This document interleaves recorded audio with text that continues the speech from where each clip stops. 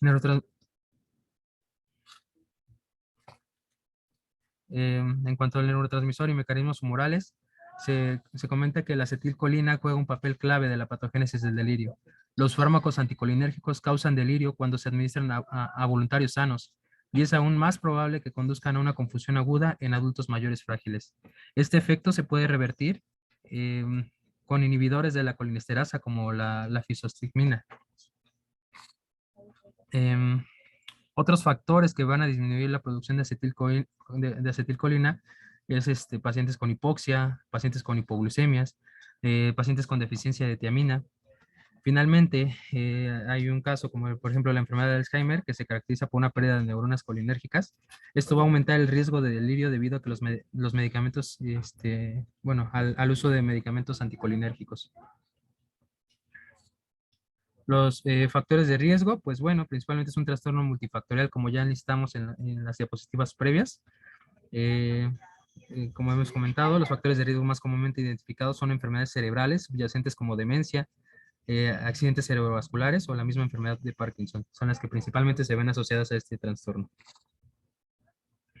Dentro de los factores precipitantes, algunos ejemplos comunes incluyen la polifarmacia, que es muy común en pacientes geriátricos, particularmente drogas psicoactivas, procesos infecciosos, deshidratación, la inmovilidad, incluido el uso de restricciones de nutrición y el uso de catéteres vesicales. Eso, como ya lo hemos visto en muchas ocasiones con pacientes hospitalizados. Medicamentos que se cree que causan o prolongan el delirio o los estados de confusión. Esto con más calma les compartiré la presentación y podrán ver que el estado pues, es bastante amplio para tenerlo en consideración en los pacientes geriátricos que vemos en el servicio y que durante su estancia han presentado en distintas ocasiones pacientes de delirio. Repito, no es adjudicarlo directamente al uso de medicamentos, como comentamos también es el proceso infecciosos y todos los demás factores.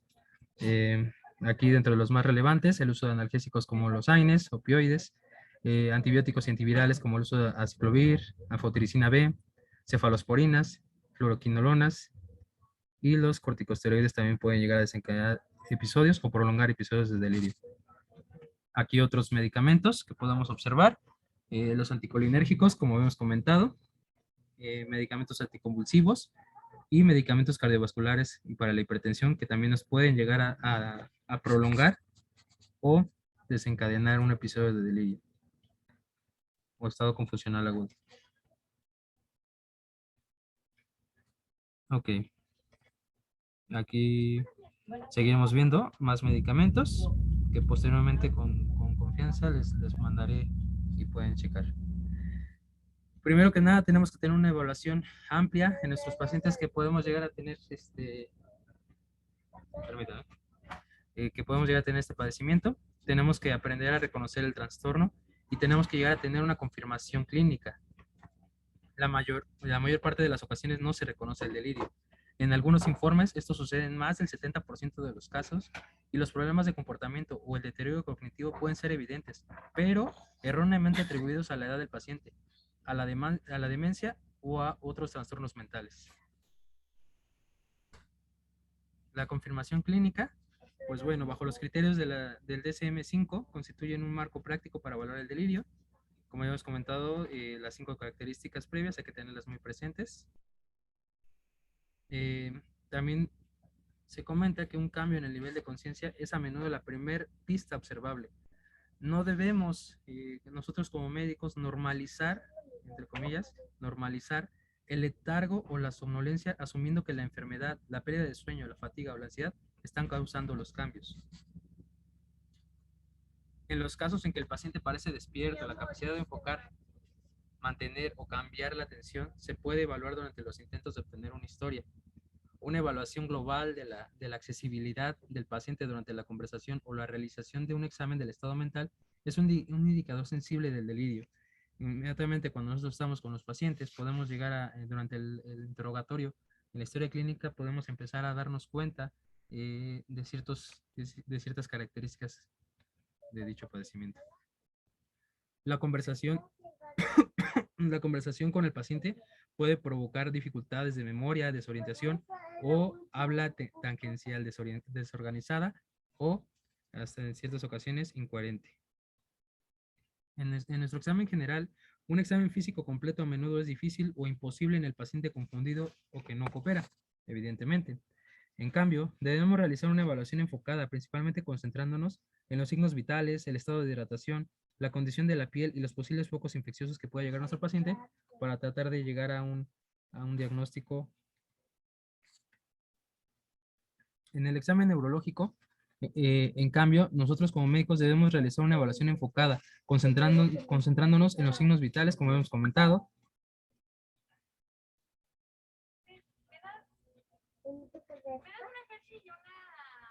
En ausencia de una causa obvia para el delirio se indican pruebas adicionales que incluyen neuroimagen, punción lumbar y electroencefalograma.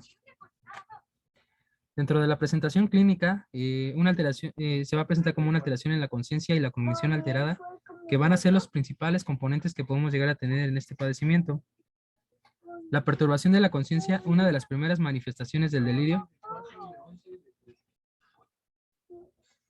Una de las principales manifestaciones del delirio es un cambio en el nivel de conciencia y la capacidad de concentrarse, mantener o cambiar la atención. Dentro de la distracción, una de las características del delirio a menudo es evidente de la conversación. Son pacientes que estás interrogándolos y que de la nada se distraen con la más mínimo factor. Los pacientes aparecerán obviamente somnolientos en la mayor parte de los casos, letárgicos o incluso se comenta como un término de semicomatosos en casos más avanzados del delirio. Puede llegar a existir cambios en la cognición. Las personas delirantes tienen problemas cognitivos y de percepción. Principalmente van a incluir pérdida de la memoria, desorientación, dificultad con el lenguaje y el habla. Alteraciones en la percepción. Los pacientes pueden llegar a identificar erróneamente al médico o creer que los objetos o sombras en la habitación representan una persona. Es lo que muchas de las ocasiones puede llegar a ocurrir en este tipo de pacientes. Las alucinaciones pueden ser visuales, auditivas o somatosensoriales.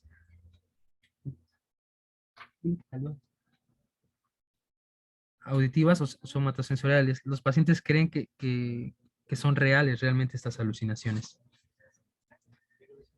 Dentro de estas alucinaciones vamos a tener dos tipos, las que son simples o complejas. Las simples se van a caracterizar por la presencia de sombras o formas, o también sonidos. Los sonidos son simples o pueden llegar a escuchar hasta voces. Y las complejas es cuando las personas llegan a ver personas y caras y lo ven como algo real. El curso, pues la mayor parte de las veces es temporal, se desarrolla durante días o meses. Las características del delirio son inestables, por lo general se vuelven más graves por la tarde y por la noche. No es inusual que un paciente con delirio parezca relativamente lúcido durante las rondas matutinas, que es algo muy característico en el servicio, en cualquier servicio de geriatría. Muchas de las veces el paciente geriátrico es un paciente que al pasar de visita en la mañana luce como si nada, pero como hemos visto, en las noches se desencadenan sus episodios de delirio. A menudo hay una fase prodrómica, especialmente en pacientes mayores, que luego se mezcla con un delirio tranquilo, hipoactivo, o estalla un estado de confusión agitado. Como vemos en esta imagen, pues es como para ejemplificar, paciente que está con un estado hipoactivo y posteriormente puede, en cuestión de minutos, explotar hasta un estado hiperactivo. Dentro de las características prodrómicas, permítanme, bueno, va a haber quejas de fatiga, trastornos del sueño como la somnolencia diurna excesiva o insomnio, pacientes con depresión, pacientes con ansiedad, inquietud, irritabilidad, hipersensibilidad a la luz o al sonido. Estos síntomas pueden llegar a fluctuar. Sin embargo, el delirio hipoactivo puede comenzar si una fase prodrómica y el comportamiento agitado puede aparecer como la primera manifestación del delirio, sin una fase prodrómica o hipoactiva. Los pacientes mayores con delirio a menudo no se ven enfermos aparte de su cambio de comportamiento. Por lo tanto, el delirio puede ser el único hallazgo que sugiere enfermedad aguda en pacientes mayores con demencia. En la prevención, realmente ninguna intervención o grupo de intervenciones previene de manera confiable el delirio. Sin embargo, las intervenciones no farmacológicas que manejan muchos de los factores de riesgo modificables parecen reducir la incidencia del delirio. Dentro de las modificaciones de los factores de riesgo se han identificado varios factores que causan o contribuyen al delirio en pacientes de riesgo. Las intervenciones. Más que nada estas intervenciones serán para mitigar los factores de riesgo que pueden llegar a desencadenar el delirio. Tenemos que tener protocolos de orientación, la provisión de relojes, calendarios, ventanas con vistas externas y la reorientación verbal de los pacientes puede mitigar la confusión que resulta de la desorientación en entornos desconocidos. En pacientes hospitalizados, hemos comentado en los pasos de visita con algunos médicos adscritos que es importante platicar, ya sea los familiares, nosotros mismos, en qué día estamos, si es de día o de noche, abrir las cortinas para mostrarles que ya es de día, colocarles enfrente de ellos si se puede un reloj o algo para que ellos vayan identificando los usos horarios que tenemos. Tenemos que llegar a tener estimulación cognitiva, tenemos que tener visitas regulares, ya sea de familiares o amigos, y al mismo tiempo se debe evitar la sobreestimulación sensorial, especialmente por la noche. No estarlos estimulando o irritando porque muchas veces eso va a desencadenar nuevamente un episodio de delirio. Eh, los procedimientos médicos y de enfermería incluida, tenemos que evitar esto más que nada para facilitar el sueño, evitar procedimientos médicos y enfermería, incluida la administración de medicamentos. ¿Cuántas veces no hemos visto que al paciente le toca medicamento a las 2, 3 de la mañana o hay que transfundir los 2, 3 de la mañana? Obviamente una transfusión pues es algo primordial, pero en la medida de lo posible, cuando se pueda, en el caso de la administración de medicamentos, pues tratar de modificar estos horarios para que no interrumpamos la fisiología del sueño. Eh, un ensayo, pues, en la imagen de abajo pusimos una persona con uso de tapones. Se hizo un estudio aleatorizado en donde se encontró que el uso de tapones para los oídos por la noche se asoció con una menor incidencia de confusión en pacientes de la unidad de cuidados intensivos.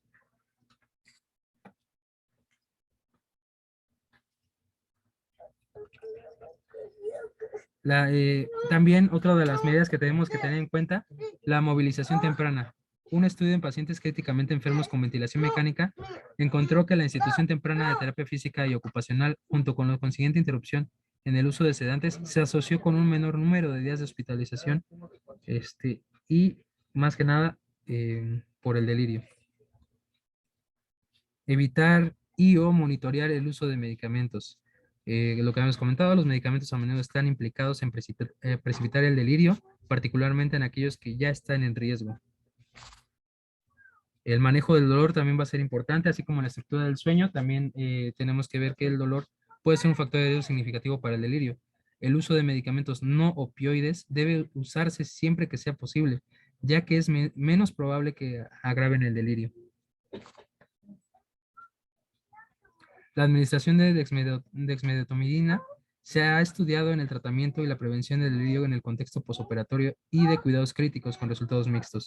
Los efectos adversos que podemos llegar a tener presente de este medicamento incluyen la bradicardia, dependiente de la dosis, o la hipotensión.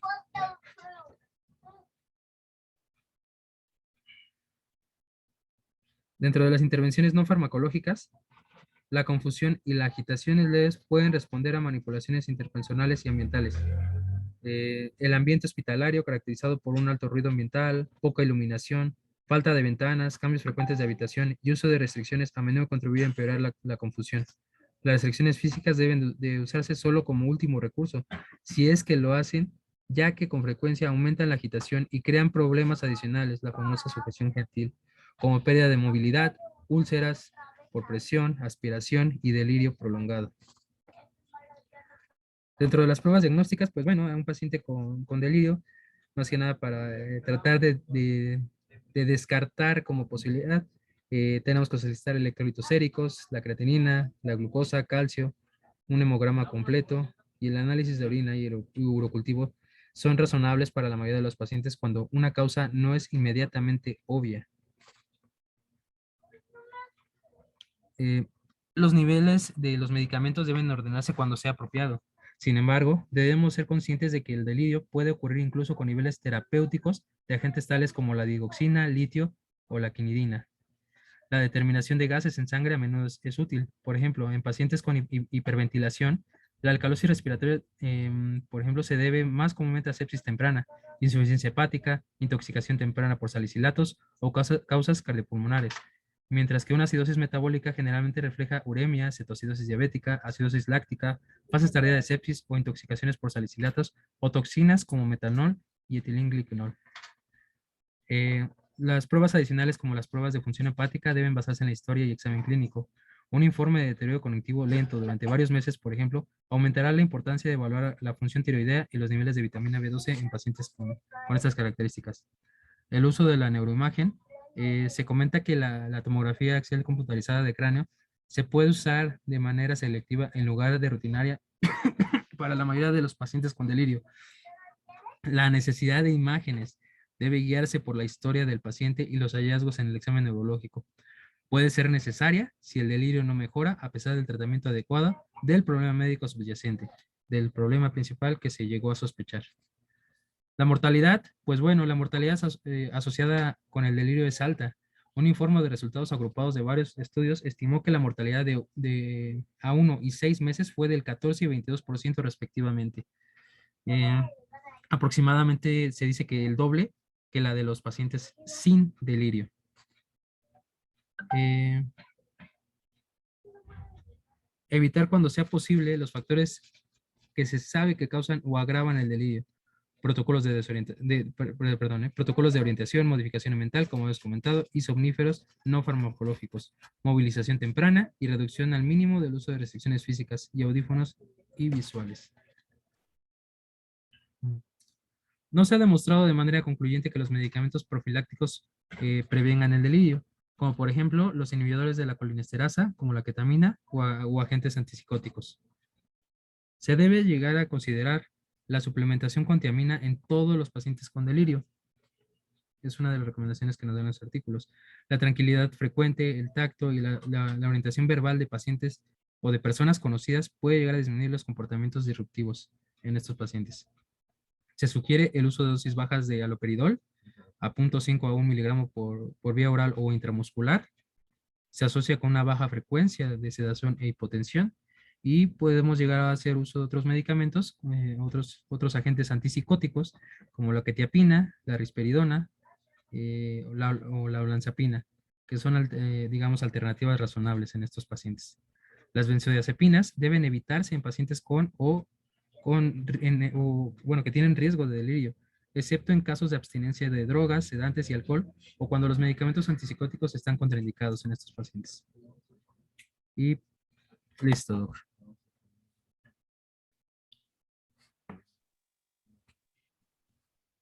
Gracias, doctor López. Primero, alguien que tenga alguna pregunta, algún comentario, si no, yo sí tengo muchas cosas que comentar.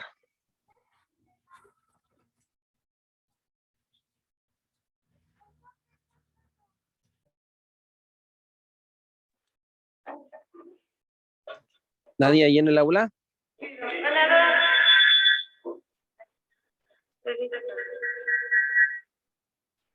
Hola, doctor, ¿qué tal? Soy Saraí. Buenos días. Buenos días. Quería preguntarle cómo podemos distinguir el delirium hipoactivo de depresión. Muy importante pregunta. Siempre es uno de los diagnósticos diferenciales. Ahí tenemos que apoyarnos mucho de la información que nos proporciona el cuidador primario o el familiar, si es que lo tiene. Sería el contexto ideal. Hablando de depresión, pues es una historia de más tiempo de evolución, por lo menos en las últimas 2 semanas, como corte mínimo en tiempo. Y ahí hay que aplicar idealmente en un momento en que el paciente no esté ni con mucha hipoactividad o con hiperactividad, porque sabemos que por definición el delirio es fluctuante, encontrar un momento en que él esté un poquito más tranquilo, el paciente, y se pueda interrogar. Y es fácil distinguirlo cuando podemos aplicar alguna de las escalas de depresión geriátrica, como la de Yesavage de 15 puntos. Nos orientan más a un contexto anímico habitualmente mucho más crónico, a diferencia del delirium, que lo tenemos que ubicar como una entidad aguda y fluctuante, de poco tiempo de aparición, donde el paciente aparentemente estaba, digamos, normal o en su estado basal, y en los últimos días o recientemente fue muy notorio esos cambios del comportamiento, de la desatención, de todo lo que comentó el doctor Raimundo en relación a los criterios diagnósticos, pero con un perfil de aparición aguda, reciente y fluctuante. Son las características más importantes para poderlas distinguir.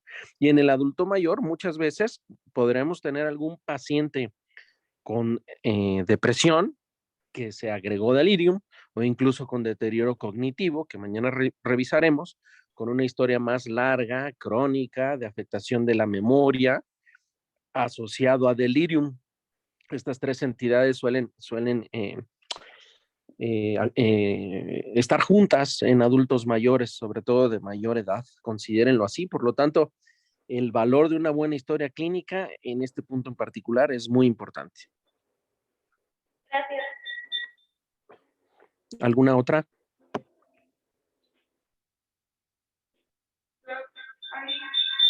Bueno. Dato de alarma en el que nosotros podemos pasar, o sea, para los pacientes, por ejemplo, que tienen delirio hiperactivo y que pues es normal que fluctúe el estado y que a veces lo veamos como con la somnolencia o algo similar, pero es un dato de alarma que nos da a pensar que no ya es meramente el delirio, y que tal vez ya requiere otro tipo de abordaje más como estilo de imagen o Doctora, más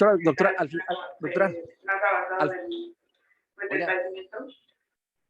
Raimundo, no sé si usted escuchó la pregunta, yo escuché como con mucho eco y mucha distorsión, no alcancé a escucharla al final de la pregunta, si se quiere acercar un poquito al equipo y hacerla así como muy puntual. La escucho mal. Sí, no lo he escuchado. Claro, que si hay Ahí, algún perfecto. delirium, en el delirium hipoactivo sobre todo, ¿no? Los pacientes que tal vez llevan hospitalizados y que ya es común que estén teniendo estos episodios como de delirium a veces, algún dato de alarma que nos haga pensar que ya dejó de ser pues un episodio de delirium, sino que ya más bien es otro tipo de evento de deterioro neurológico o algo similar. Sí, por supuesto. Tenemos que estar obligados a estar haciendo buenas exploraciones neurológicas completas, descartar algún dato de focalización que nos obliguen incluso a pedir algún estudio imagenológico cerebral para descartar otras entidades neurológicas. Es fundamental la exploración neurológica cuando así procede, porque muchas veces o el paciente está muy hipoactivo o muy hiperactivo, ¿no? Que también nos da información. Cuando está hiperactivo, se está moviendo, se quiere parar, pues bueno, no va por ahí.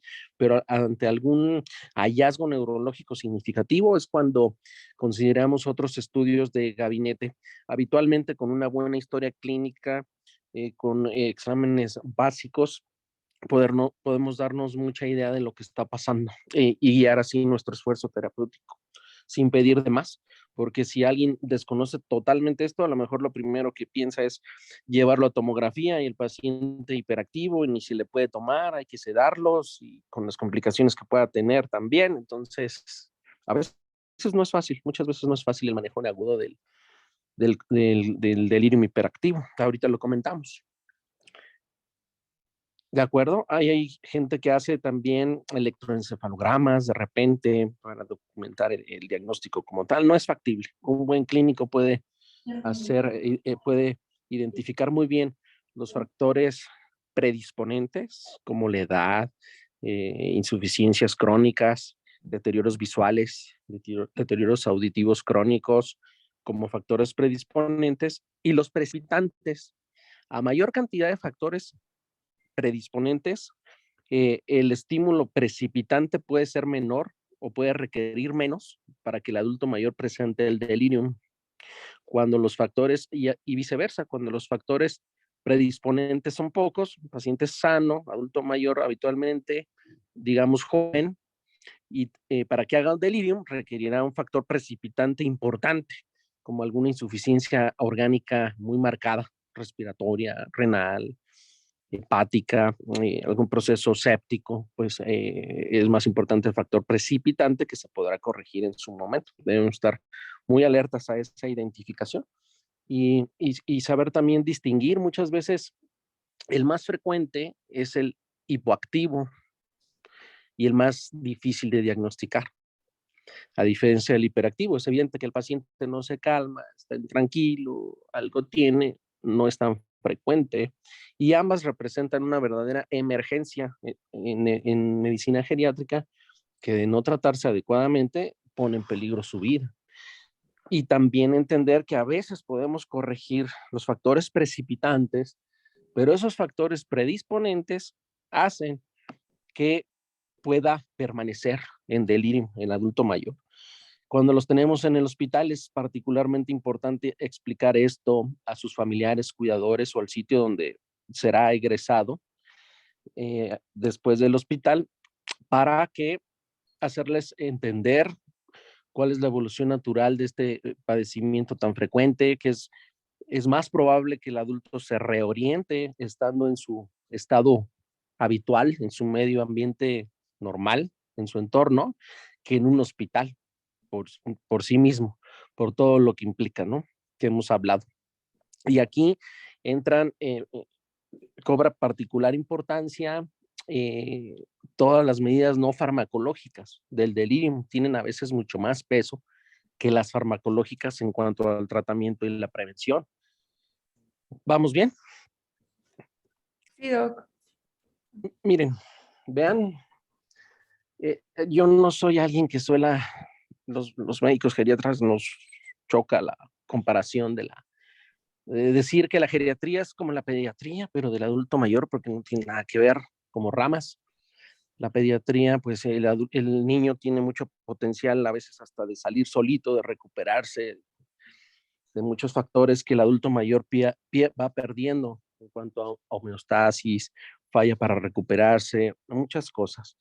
Pero en este punto en particular, una comparación que yo así la veo en la práctica clínica es, piensen en un bebé, está llore, llore, llore, llore.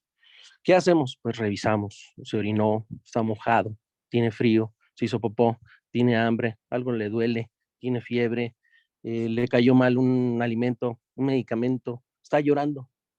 Ese llanto del bebé se puede equiparar al delirium del adulto mayor. Si el adulto mayor está ahí a las 2 de la mañana, ¡ay, ay! Vayan a ver qué tiene ese bebé. Pueden ser muchas cosas.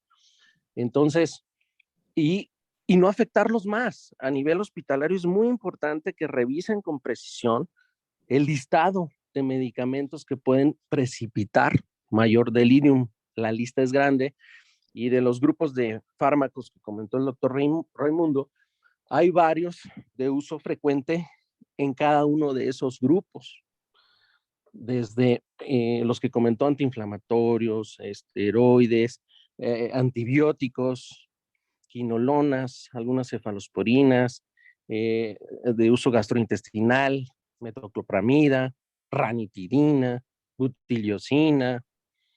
Esa revísenla a detalle. Y ahí en esa lista no apareció, pero debe estar incluida los mismos neurolépticos o antipsicóticos que se llegan a utilizar cuando se administran en sobredosis como efecto paradójico. Normalmente con estos padecimientos la recomendación es empezar a dosis baja, irla titulando mientras resolvemos el factor precipitante. Saber que uno de los fármacos por elección de manejo farmacológico del delirium es el haloperidol. El haloperidol incluso llega a tener obviamente algunas contraindicaciones, por ejemplo, por su mecanismo de acción con pacientes con Parkinson, pero para el cuadro agudo también está indicado mientras yugulamos el cuadro. Saber que este medicamento no se recomienda su administración intravenosa por el riesgo de arritmias. Y muchas veces el adulto mayor ahí en admisión continua, en urgencias, pues está inquieto y no lo quiere. ¿Cómo lo administramos? Pues una opción puede ser ponerle 1 miligramo intramuscular en el deltoides. Me espero 20 minutos y si no, pues le pongo otra dosis de igual manera mientras lo calmo y ya a partir de ahí empiezo a tratar el factor precipitante. Se le pueden dejar dosis bajas de 0.5 miligramos cada 12 horas, 2-3 días mientras resuelvo el cuadro.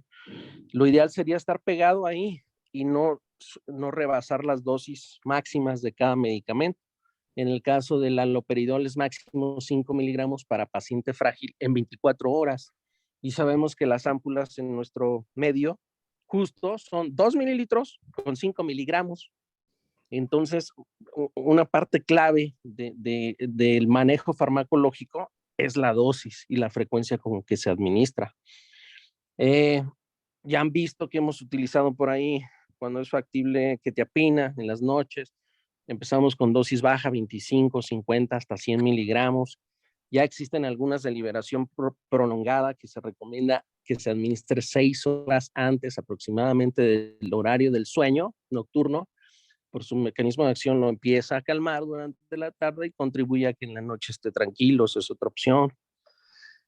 Eso es en cuanto a la quetiapina. Y la otra que tenemos ahí, pues es la risperidona, que llegamos a utilizar entre 0.5 miligramos, 1 miligramo, a veces hasta 2 miligramos, cuidando también la presentación, cada 12 horas, con efecto también un tanto sedativo, a dosis un poquito más alta en la noche y quizá más baja en la mañana.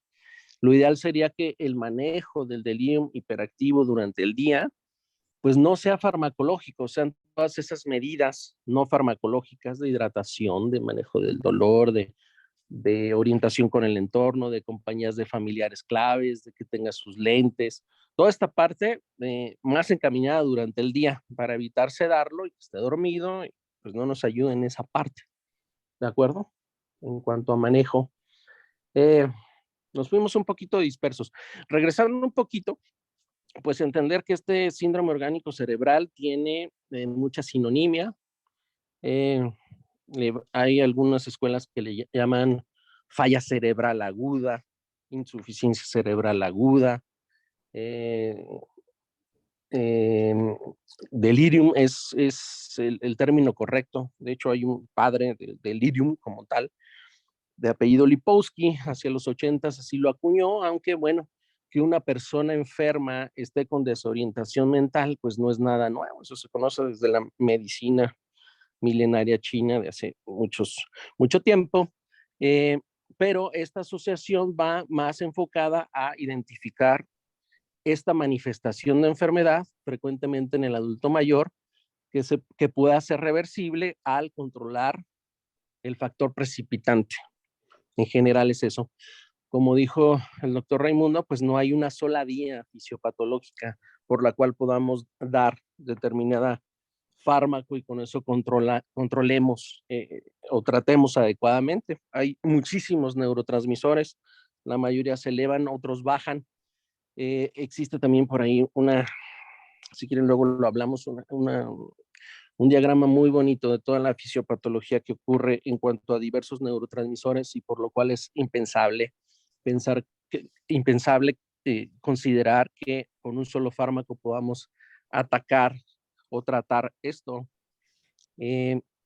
Entonces vámonos sobre los precipitantes, saber que existe entonces 3 grandes tipos de delirium: el hipoactivo, el hiperactivo y el mixto. Ya comentamos algo de esto y esencialmente es eso. No sé si a partir de esto haya generado alguna duda, me gustaría escucharlos. ¿Alguna opinión, alguna pregunta adicional?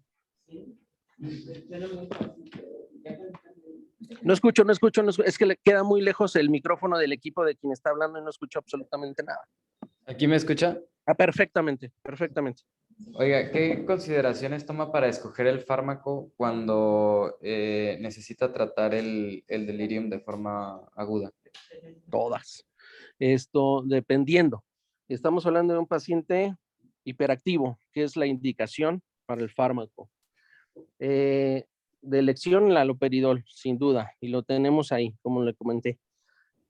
Saber que existen otras alternativas, más allá de lo que ya les comenté a nivel farmacológico. Existe la olanzapina, de repente llega a ver ahí, y hay tabletitas de 5 y 10 miligramos, a veces con 2.5 miligramos, también en la tarde, se puede dar y llega a tener un efecto hasta 24 horas y no es tan sedativo, dependiendo del paciente, porque tenemos que aprovechar efectos secundarios para poderlo adecuar. Otro ejemplo, puede haber un adulto mayor con uso crónico de clonazepam ahí, es muy frecuente, muy frecuente. Entonces, si está con dosis alta, 2 miligramos, una tableta, y ahí se lo dejaron de dar, no se dieron cuenta en admisión continua, se quedó 3 días, lleva 3 días aparte sin clonazepam. En ese paciente, si no se le dio algún neuroléptico nocturno que contribuya a su sueño nocturno, una buena opción que llegamos a tener ahí y es de cuarta línea del manejo del delirio hiperactivo, es el lorazepam, por su vida media que no es tan larga como el clonazepam y nos funciona muy bien a inducirle un sueño nocturno de alrededor de 10 horas al adulto mayor que contribuya también indirectamente al manejo del delirium y evito la supresión por benzodiazepínicos, en este caso el clonazepam, y voy titulando la dosis. Con dosis estándares es 1 miligramo, a veces con 0.5 miligramos es suficiente y hay pacientes que toman benzodiazepinas de vida media más larga, más potente, los hemos visto ahí también, gente que toma diazepam todavía, pues a lo mejor a él le dejo 2 miligramos de inicio en la noche fijo de lorazepam y en función de la respuesta, al tiempo que tenga de estancia intrahospitalaria, le voy bajando para no combinar. Nunca combinar, bueno, nunca digas nunca, si hay casos, pero procurar no combinar 2 tipos de neurolépticos, de los atípicos. Lo ideal es el haloperidol y si no, alguno de los otros antipsicóticos, pero no varios con el mismo mecanismo de acción. Eso también lo tenemos que cuidar también para optimizar el tratamiento. Es individual, pero priorizando que duerma en la noche. Eso en particular es muy importante. ¿Ok? Ok. ¿Alguna otra? Y por ejemplo, cuando se decide administrar un antipsicótico, su efecto puede ser hasta 36 horas, pero ¿cuándo nosotros podemos empezar a clasificar más bien como que es un delirium de tipo mixto o a que es solamente el efecto adverso del fármaco? Sí, es el seguimiento. Es el seguimiento, son los datos clínicos. No hay como una escalita como tal que se pueda ir utilizando y decir esto sin duda, pero pues asumir que continúa el delirio mientras el paciente no esté en su estado, digamos, basal, en el caso hablando de hospitalización.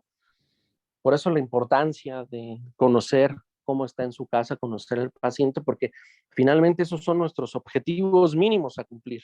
Que el paciente esté como estaba antes de su ingreso.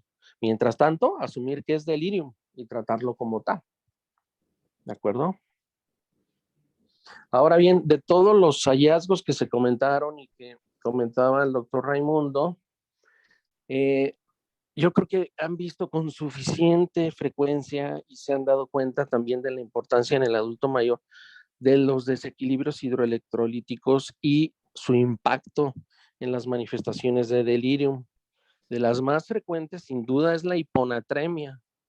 Y esta hiponatremia se asocia mucho con el de tipo hipoactivo.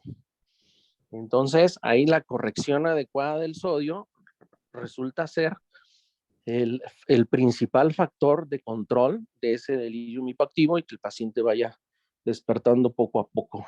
No lo pierdan de vista en los adultos mayores. Eso, y ya ni hablar de la saturación baja de oxígeno, cuando es crónica o cuando no se corrige adecuadamente ahí en hospitalización, se asocia también muchísimo con delirium hipoactivo. Entonces, es un conjunto de factores que debemos de evaluar de manera integral. Por supuesto que la recomendación es también hacer BGI en algún momento adecuado, aunque obviamente pues cuando el paciente está hiperactivo pues no va a proceder, no va por ahí a encontrar el momento adecuado.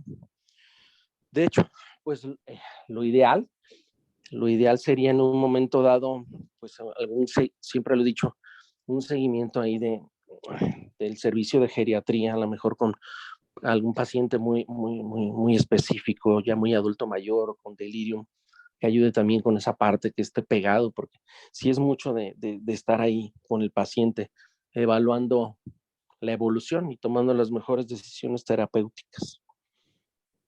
Así el asunto con el delirium.